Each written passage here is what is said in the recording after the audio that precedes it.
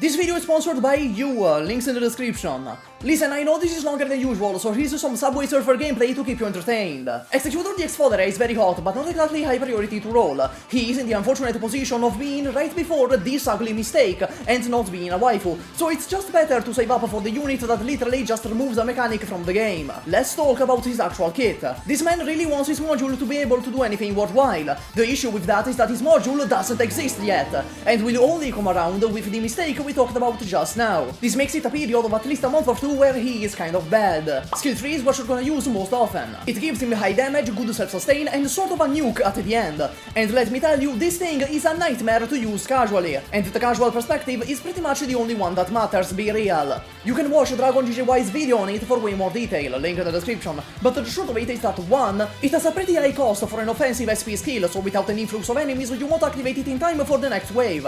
And 2. Most of the damage is at the end of the skill, which makes it a whole mess when you have no knowledge of the stage, which is every time you do a stage. You get stuck in a dilemma of deactivating the skill earlier or let it rip. You need intimate knowledge of the enemy waves to use this skill to its fullest potential. Most of the time you'll just be wasting the vast majority of his damage. He also can't be healed, which makes it so ranged casters beat his ass into oblivion, and he really wants to be babysat by Scadi Alter. He also requires a lot of investment.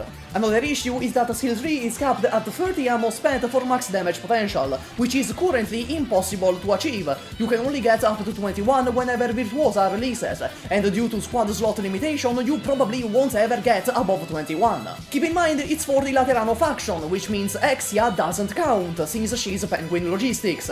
In the end though, gathering all these goobers together, like the pieces of Exodia, isn't worth it just to buff Executor Alter, especially when some of them are really bad operators. About those operators, Spuria is a tragedy. Easily top 3 worst operators in the game, her skill anti-synergizes with 90% of operators, thusly becoming the first operator debuffer in the game.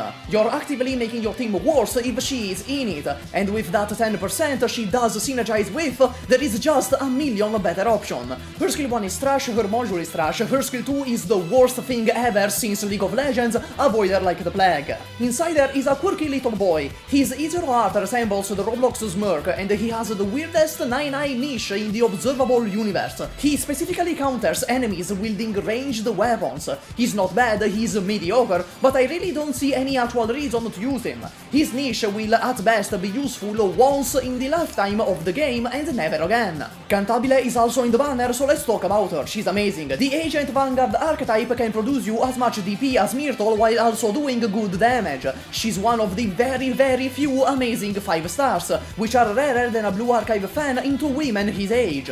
Build her if you get her, unless you have Ines already. Here's the channel members, I love you. Special thanks to Noobopol, Ortakio, IQ is fake, come to Brazil, and Cromchan but JJF. Dax solo, max out your Gummy, bye.